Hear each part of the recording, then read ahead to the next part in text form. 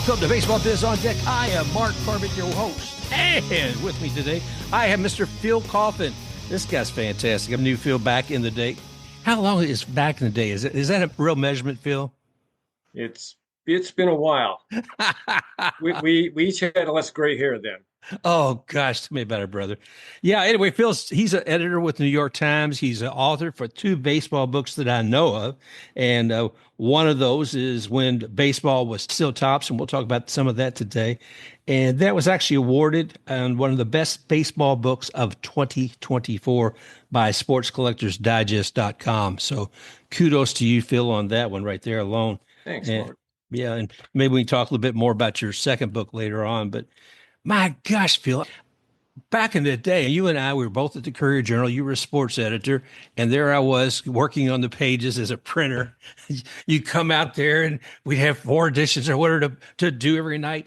And there was a special page in the sports section called, if the Courier-Journal, it's called Dog 4, or Section D, the 4th page, so D4.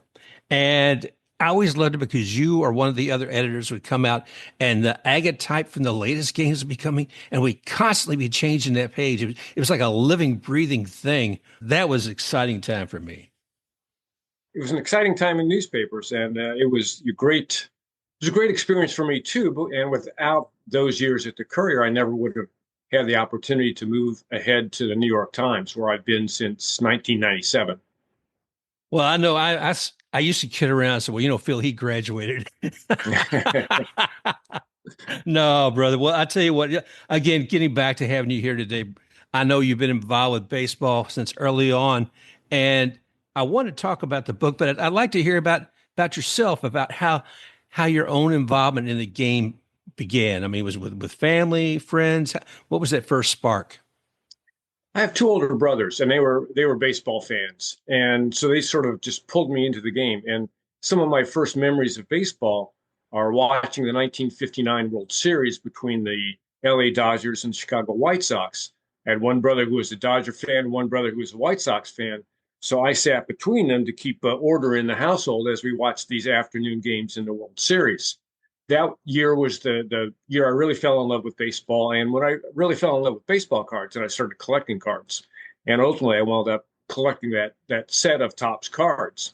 And it just kind of kept going from there. I always loved baseball. I grew up in Indianapolis, and there was the AAA team there, the Indians.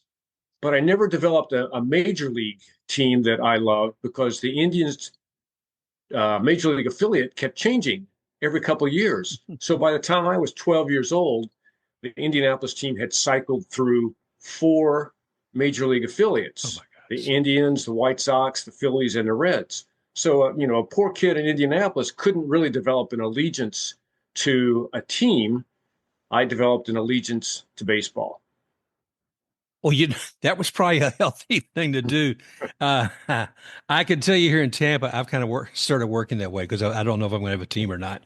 But seriously, though, when you have an affiliate team and that you do see them go through changes like it, and certainly with the rapidity that you had to experience, I can understand your love for the game.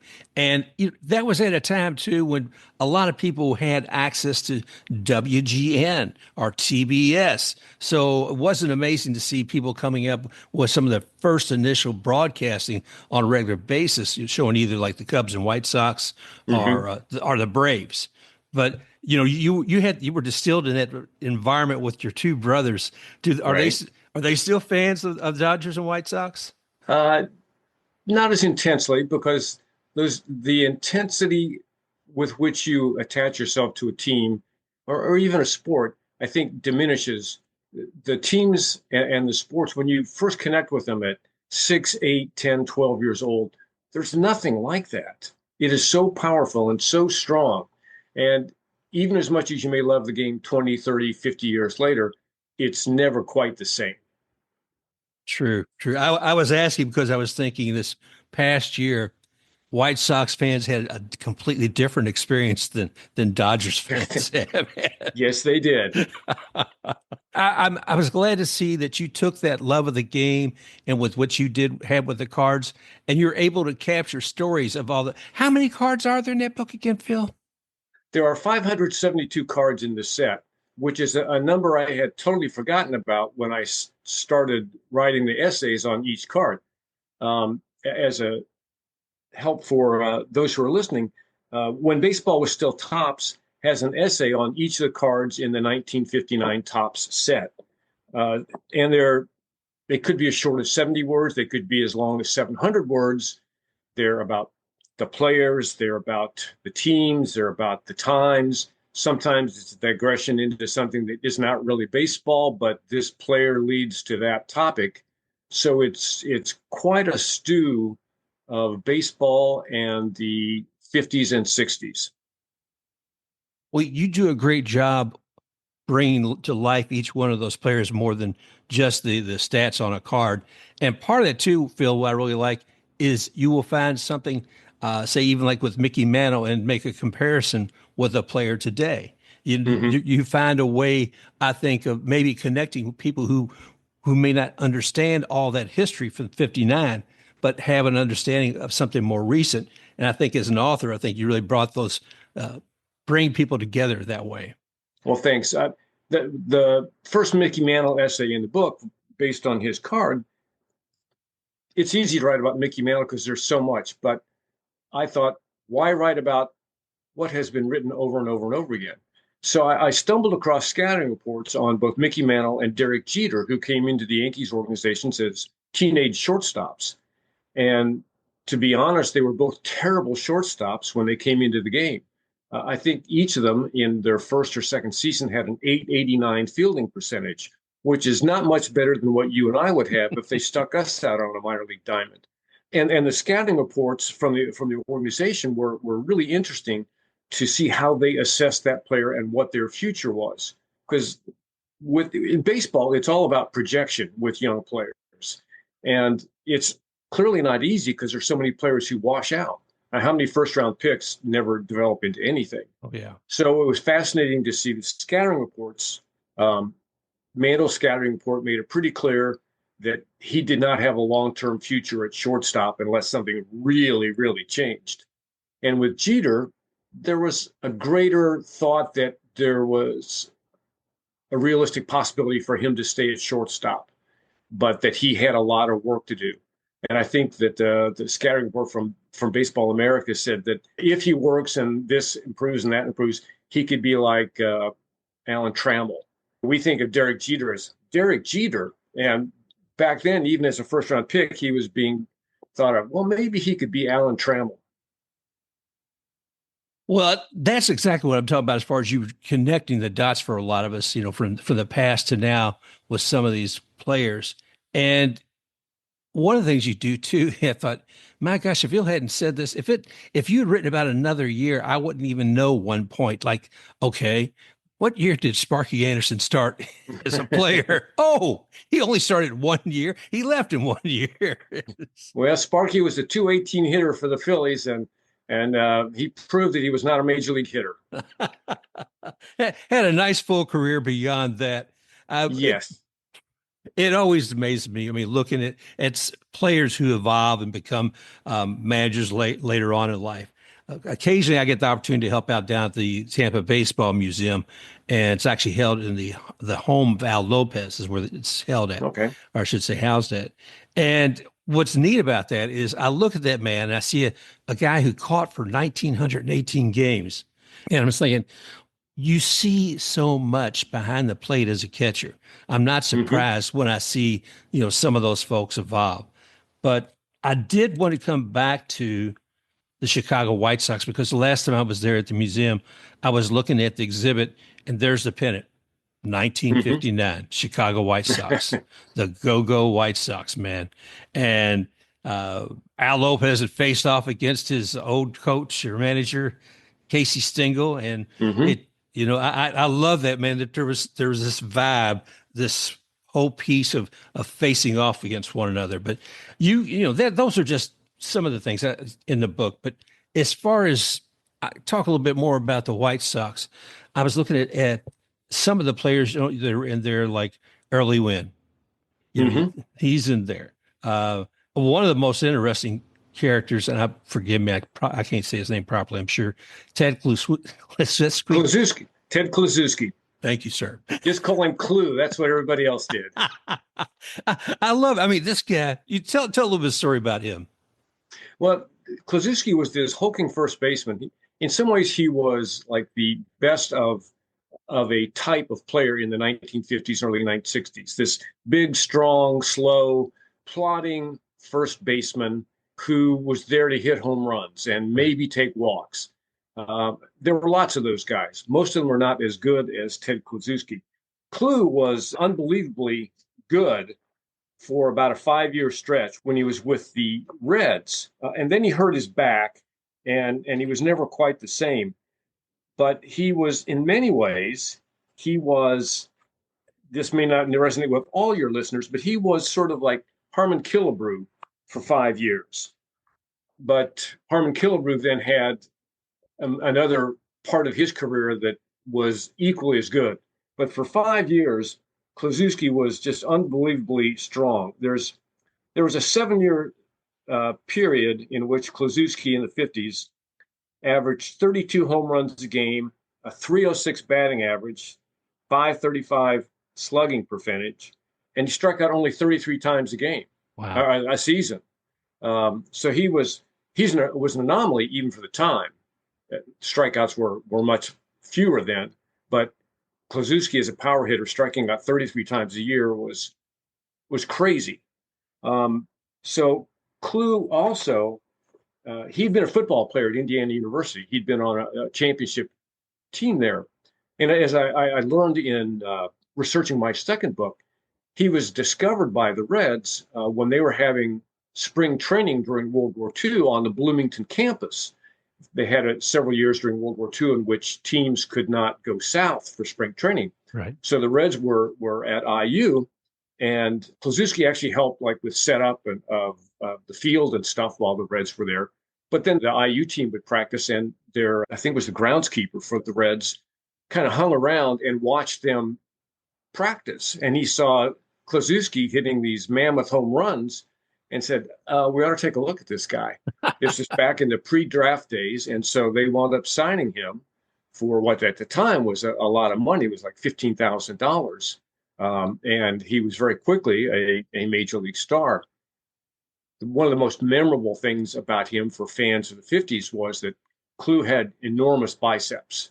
And so he wore his jersey with no sleeves, and he wore an undershirt where he had the sleeves cut off. So, from the top of the shoulder down, there was Clue and his biceps. I loved it, man. I absolutely loved it. I thought, first time I saw an image of that fella, I thought, oh, well, he could be in a pro wrestler ring, I guess, as well. Yeah. Or we could have him as one of the Avengers with. But he was a powerful hitter, and in a few more decades, people probably question a few things about the bulk of muscle he had. But he stood clear. You brought up Harmon Killebrew. That's something I was curious about, and I've heard this. I don't know if it's fact or fiction, and you may or may not. The MLB logo. Somebody once told me that is from a profile of Harmon Killebrew. It is. Is it okay? Is. Yeah, I mean, it's kind of funny to think that both MLB with Harmon Killebrew and the NBA with Jerry West, their logos hark back to players who made their bones in the 1960s. Yep.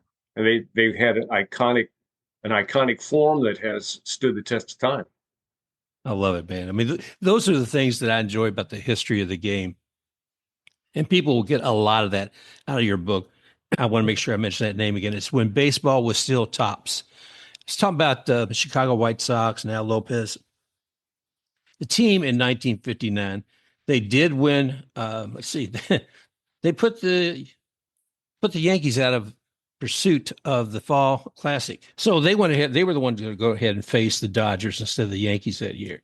And looking at you address the bringing of opening up MLB, bringing in players from the Negro Leagues.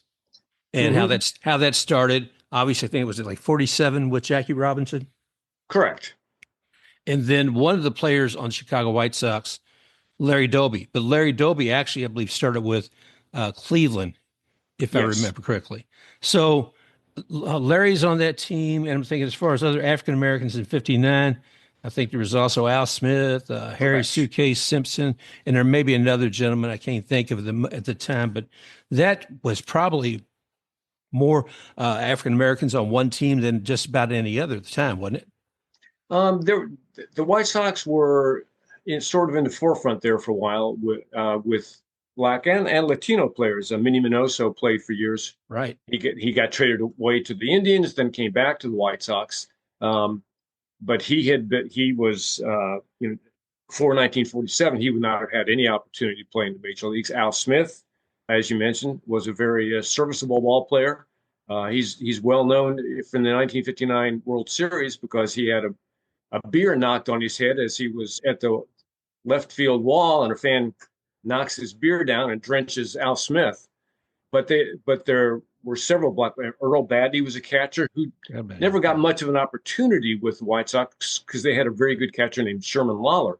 Battey went on to become an all-star and three-time Gold Glove winner with the Minnesota Twins. So yeah, the White Sox were kind of ahead of some of the teams. It's unsettling sometimes to go back and look and see how some teams were so resistant to integrating. In my next book, A Baseball Book of Days, I have a chapter on how the Red Sox, the last team in baseball to integrate, took a long and tortured path to integration. Yeah. But they were not the only ones. The Phillies, the Tigers, they were all very late to the game.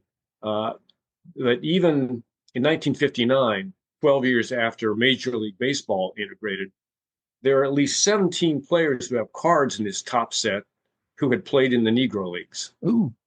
So even 12 years after integration began in the major leagues, the Negro Leagues were still having a real impact on the game. Yeah. I continually think about how Hank Aaron came up through with the Indianapolis Clowns to go to the Braves, Correct. you know. And on the show, a lot of times we talk about women in baseball. So I'll always mention about when Hank came up, Tony Stone came in with the Clowns as the first woman in baseball. Right. And now that the Negro Leagues and MLB are together, she's the first woman to play at, Yeah. at the show. But, and you mentioned, of course, there about Al Smith and the beer. And when I read your book, I came across that part where you're talking about the beer being spilled and how that became kind of, I won't say it a trademark, but he said he had signed over 200 plus autographs of photos with that. Yes. And while I'm sure he didn't like having beer knocked on his face. He was so enamored of the photo that he had a large image of that in his home. Well, that's the thing. I mean, a person can enjoy the game on so many different levels, and it wasn't something that was a stigma for him. It sounds like it's more of a point of to look back and of happiness, or at least enjoyment of the game at that point. When you were putting your own collection of cards together, was there one card that seemed absolutely elusive to you that you wondered if you're ever going to get? Oh, yes, absolutely.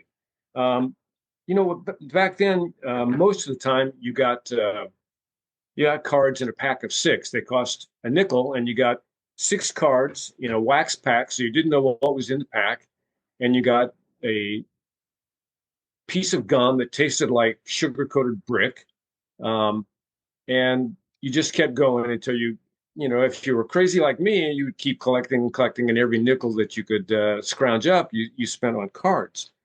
And of course, there's always one card you can't get. And my card was a guy named Milt Graff. Milt was a nondescript infielder for the Kansas City Athletics who played 61 games in his major league career. 5'9", 165 pounds, from Saxonburg, Pennsylvania. Bats right, throws right. I had Mickey Mantle. I had Willie Mays. I had Henry Aaron. I had Duke Snider. I could not get Milt Graff, whose career average was 179. And it was killing me. And at some point, there's nothing you can do. You can go to your buddies, see if they have a Milt Graff. I'll trade you my extra Duke Snider for a Milt Graff. No, nobody had Milt Graff. And then finally, after the season was over, somehow I found Milt Graff to complete my set. Oh my gosh. Oh man. The ever elusive Milt Graff. I love it.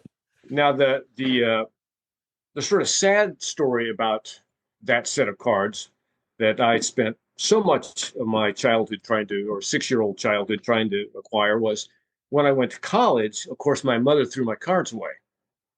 My parents moved during the middle of my freshman year in college, and mom thought, what does a college kid need with baseball cards? And so she throws them all out. It crushed me. I Um, bet. so then fast forward to when I'm working on the book, I thought, I love those cards. That's why I'm writing this Yeah. book. Um, I'm going to get a few of them just because it'd be fun to have them. And then I started getting a few more and a few more and a few more. And my wife would laugh because there'd be these little packages coming in the mail that were sort of about the size of baseball cards. And before you knew it, I had a lot. And I got to the point where, as I mentioned before, there were 572 cards, and I was down to like the last 35 cards. And most of them were the stars of the game because they're the most expensive cards. And I was like, Right. I don't want to spend a fortune on all this. But I sort of kept ticking off cards here, ticking off cards there. And I got to the point where I had only 2 cards to go. And one of them was Mickey Mantle. And Mantle cards are always the most expensive because he's such an idol. And well, I live in New Jersey, so I know a guy. And I knew a guy who knew a guy. And he's Bob is really big into memorabilia. And he said, I think I can find a Mantle card for you, and it won't cost you an arm and a leg. It'll just cost you an arm. So Bob does his magic and he finds a card. It's a price that I can say, all right, I can accept that. So then I had my Mickey Mantle card. And now I had only one card to go. And it's the most valuable card in the 1959 set. Would you like to hazard a guess as to who's the most valuable card in the set? Ted Williams. Ted Williams is not even in the set, and we'll get to that later. The most valuable card in the 1959 set is Bob Gibson, Hall of Fame pitcher, because it's his rookie card. Oh And the my rookie gosh. cards are always most valuable. But I could not pull the trigger on the prices I was finding for Bob Gibson cards. I just couldn't do it. It's a piece of cardboard that's 2.5 by 3.5. I cannot do this. So I said, I can live with the fact that I have all but one of the cards. And then for my birthday last year, my wife bought me the Bob Gibson card. Oh man. That is so sweet. That is pardon me, that is so sweet. It's interesting to think about that collection. I know my next door neighbor gave me his collection, and my interest was minimal.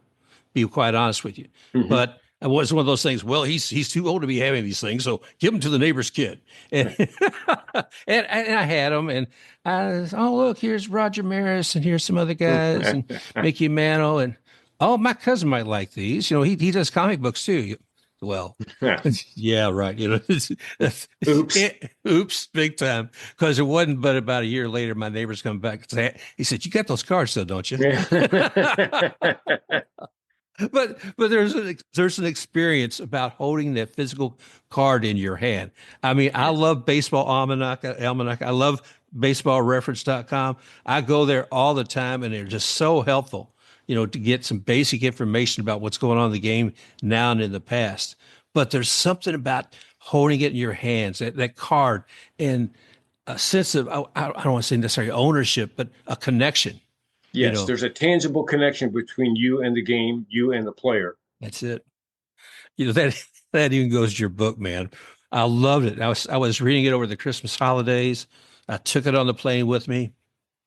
I left it on the daggone plane, and it was, yeah. Tell me about it. And then I went ahead and rectified that immediately. I don't think I was out of the airport before I'd bought the digital copy and had it on a tablet because I got to continue reading this, guys. I've been loving it. Anybody gets the chance to read this book, they're going to enjoy it. I am looking forward to your new book coming out. Was it a baseball book of days, 31 moments that transformed the game? Yes. When I first heard about this, it was probably back in November, and some rumblings here or there. And I was like, I thought, oh, is it going to come out before Christmas? Can I treat it like an advent calendar? It's but right now you could treat it like an advent calendar for the new upcoming baseball season. Yes. It is sort of an advent calendar of baseball history. There's this date and something that maybe it's momentous or fascinating or just really, really interesting that you did not know or I did not know. and then there's this date and that date. And so there are 31 chapters. We have a series of dates there where there's some connection to baseball history, and some of them are very serious. There's a look at how Babe Ruth's sale to the Yankees probably would not have been allowed 50 years later. Right. And if you think about taking away Babe Ruth from the Yankees in 1920, baseball history is radically different. There's a chapter on Jackie Robinson's first game and the players who were in that game also. I tend to go down rabbit holes. And so one of his teammates in 1947 was an outfielder named Dixie Walker.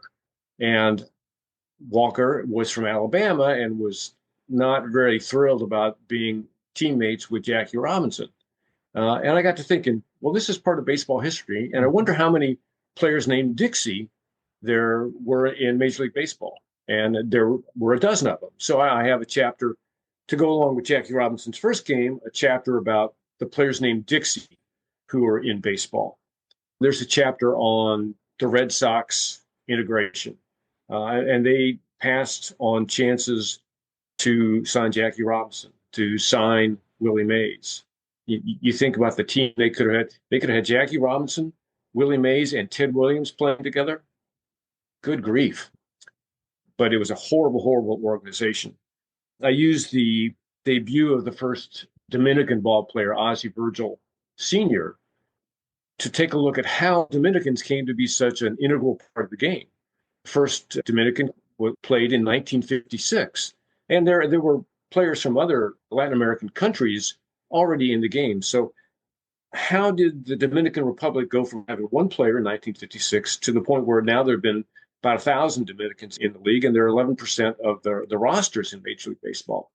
So there's a chapter that talks about how that came to pass. There are some chapters that are a little less serious. There's a chapter, I have Jackie Robinson's first game. I have Eddie Gaedele's only game. Eddie Gaedele, for those who do not know, was a 3'7" pinch hitter who got to play in one game in 1951 as basically a publicity stunt. Let me guess, was it Beck?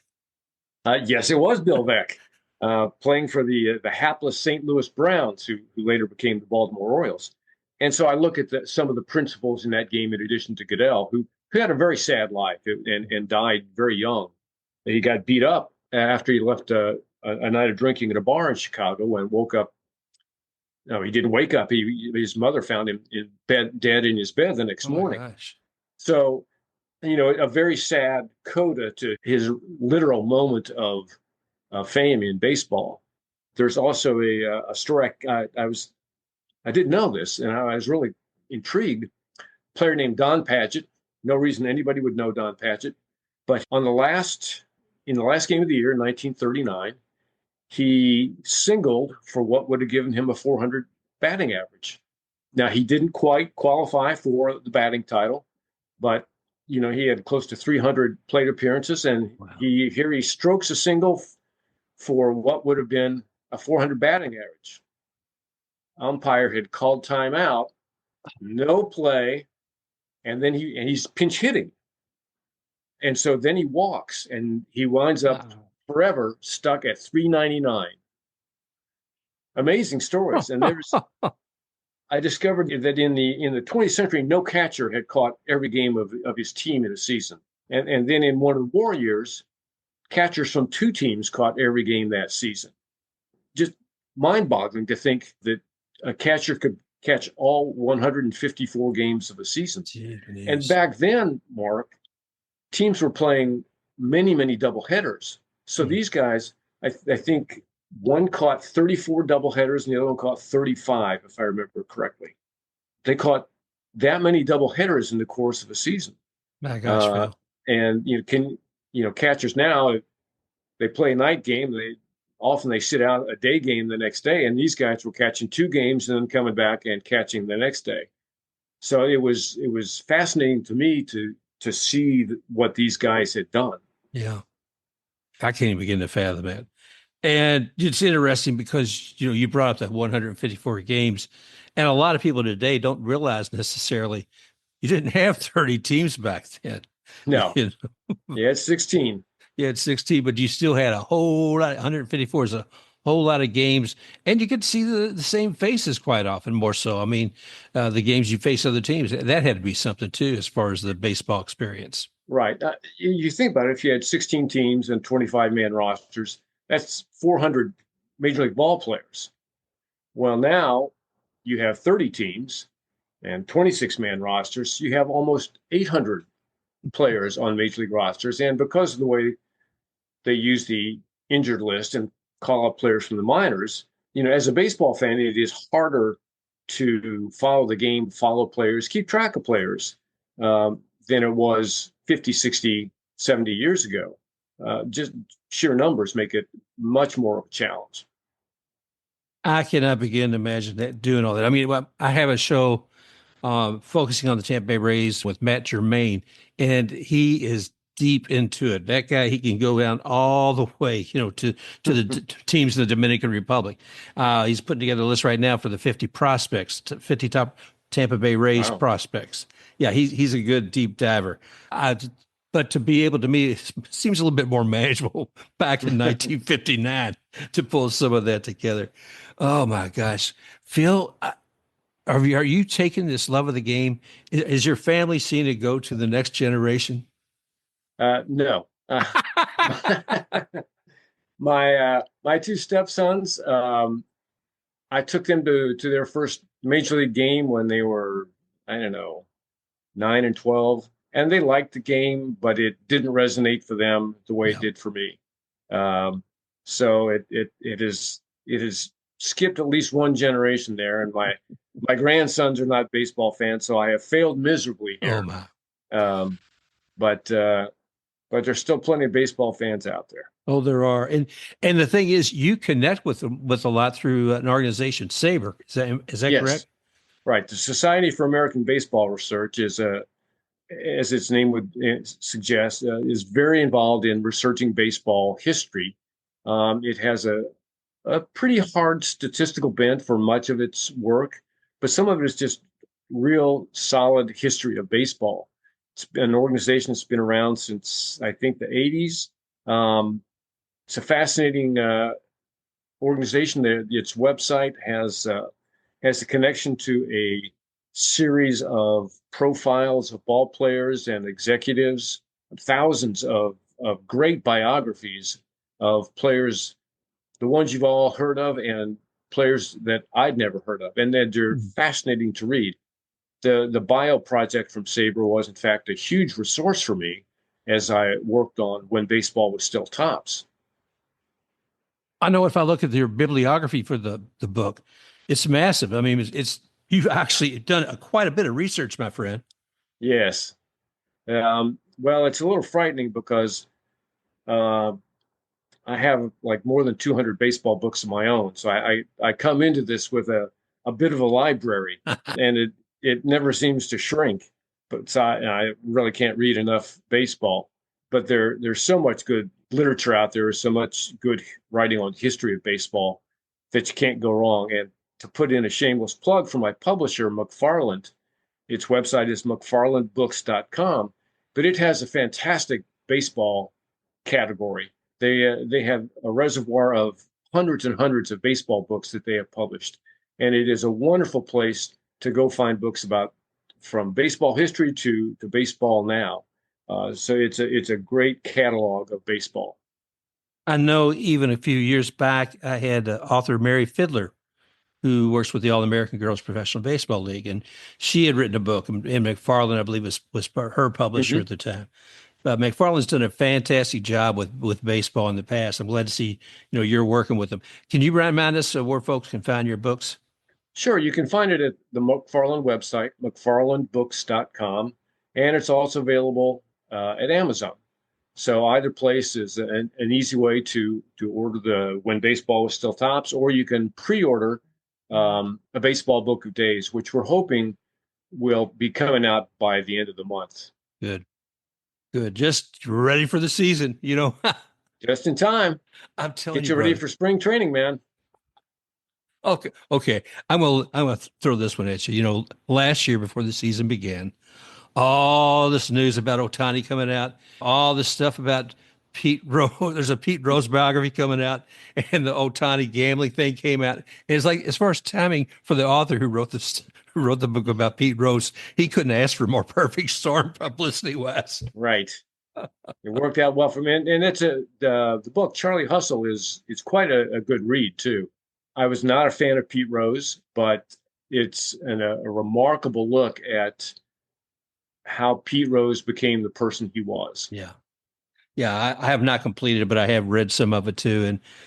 And it's, yeah, it's a life. I keep joking around and said, well, one day somebody's going to buy land across from Cooperstown. and, there's going to be a whole museum of the infamous.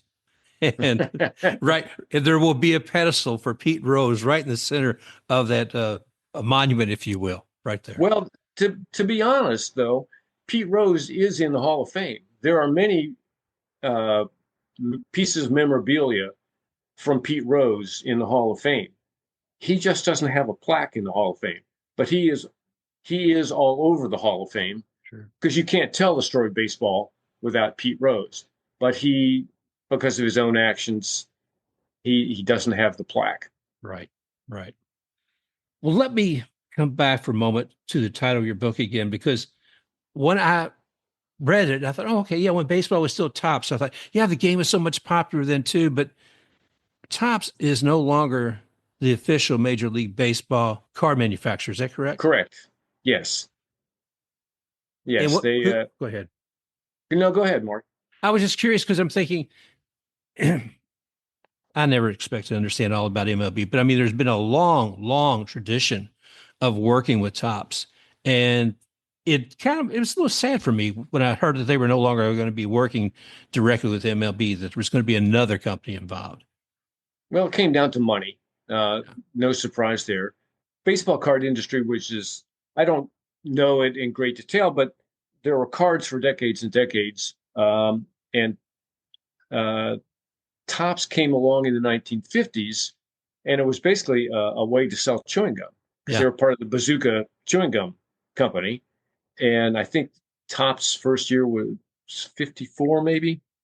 But they came along and they had competition. And I think Bowman was the big competitor at the time. And Topps basically ran them out of business. Yeah. It was much more astute in how it dealt with contracts. It signed up just about every minor leaguer in the game for very small contracts, but they had this connection with the minor leaguers. And when they came to the major leagues, boom, they already had the connection. Um, and baseball basically had a monopoly until it lost a court suit in the 1980s. And that's when Fleer and Donruss really Fleer came back into the game and Donruss came along. And suddenly it was a free for all. It was a very competitive market, and all the companies were now high cards, which were spectacular looking. There's the cards that started to come out.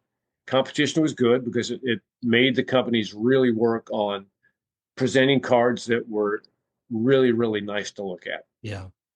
Yeah. I was a little curious when it said, oh, there's a fiber of his uniform inside this card. I thought, oh, good Lord, people. You could be arrested for something like that. No, seriously. I do want to go back to kind of tie this to a card that wasn't there with Fleer in your extra innings, the part of the Yes, book. yes. The 1959 set does not have a Ted Williams card. Williams was, I mean, in addition to being a great player, he was really pretty savvy businessman too. And he had sort of played baseball card companies off one another going back to the 1940s. During the course of his career, he was connected with four baseball card companies. There was one called Play Ball before World War II. And then he was connected with Bowman in the early 50s. Then in 1954, actually, he had cards on both Bowman and Topps. And not only did that, he in the 54 set, he's the first and last card in the top set. Ooh. And he sticks with Topps through 1958. But in 1959, he arranges a deal with Fleer for a Ted Williams only set of cards, 80 cards. Each one is Ted Williams. clearly he got a lot more money from Fleer than he was getting from Topps. Yeah. And so in 1959 and 1960, there were these exclusive Ted Williams sets from Fleer. And because of his contract with Fleer, he was not on the top set for the final 2 years of his baseball career. Oh my gosh. Yeah. For me as a kid in 1959, I thought, where's Ted Williams? And we didn't understand all this. The other card that's missing from 1959 is Maury Wills. And he came up as a rookie in 1959, came out kind of out of nowhere and helped lead the Dodgers to the pennant and the Right. World Series. But he was not on a card. In part, he came up late, and he was not on the set for a while because Topps had kind of decided he had no future. And so they had not decided to make a Maury Wills card, and he was reluctant to sign up with them because there'd been kind of this, he had some animosity toward them for not buying into his abilities. And as it turned out, he became a very important player in the 1950s, Yep. 1960s. But he was no sure bet. He almost didn't make it. There was a guy in the Dodgers, another shortstop, kind of like him, except not as fast, named Bob Lillis. And Bob Lillis had gotten the first crack at shortstop in 1959 and wasn't cutting it. And so the Dodgers, who needed help because they were like the White Sox, they couldn't hit. They brought up Maury Wills, and before you know it, they were in the pennant race, and then they won a playoff, and then they were in the World Series. Oh my gosh, Phil. It's so great to share stories like this. I can't thank you enough, brother, for being on the show today. And anybody who wants to read this book, they will find this is just not recanting what's on the backs of a baseball card. Exactly. Phil has painstakingly gone through and done research on each one of these folks. And I can only imagine just taking time for each one of them saying, I'm going to find something here. I mean, there's some folks where you're probably not going to find as much depth about something, a flash in the pan here or there. And then there's others where you're able to give a couple of pages. But I loved it because I could sit down and read your book. I could read it for 10, 15 minutes, or I could read it for 2 hours, it's one of those. So again, Phil, I want to thank you for being on the show. I want to encourage everybody. Again, the book is When Baseball Was Still Tops, and that's by Phil Coffin, and you can find it on McFarland's website. I prefer a hard copy. I got the digital too, but it's they're both out there. And Phil, is there any parting words or any wisdom you wish to share with folks? The only thing I would say is that the book is stories, and baseball is great for storytelling. It more so than football or basketball. There's stories about players, stories about the game, and there are all sorts of avenues to tell these fantastic stories to the game. And what I tried to do with the book was take advantage of that to tell stories that were just fun to read or gave you insight into something that I didn't have before. And I hope that the readers take that away as well. You achieved that, my friend, because I know I was definitely enthralled while I was reading it. So thank you very much, sir. And I look forward to seeing, you said the other book, hopefully it'll be out at least around. Hoping by the end of the month. Okay. Good. I've finished up everything on my end. It's just being scheduled for publication, and we're hopeful. All righty. Well, again, that's Phil Coffin joining us here today on Baseball Biz on Deck, and the author of When Baseball Was Still Tops. Check it out. I want to thank all of y'all for coming on the show today, and Phil, thank you for being here. I appreciate it, buddy. Thanks for having me on, Mark. I appreciate it. You have been listening to Baseball Biz on Deck with Mark's special guest, Phil Coffin, New York Times editor and author of When Baseball Was Still Tops. Just a reminder, you can find Mark on Blue Sky at baseballbizondeck.bsky.social. You may also find Baseball Biz on Deck on iHeart, Apple, Spotify, Amazon Music, and at www.baseballbizondeck.com. Special thanks to XTakeRUX for the music, Rocking Forward.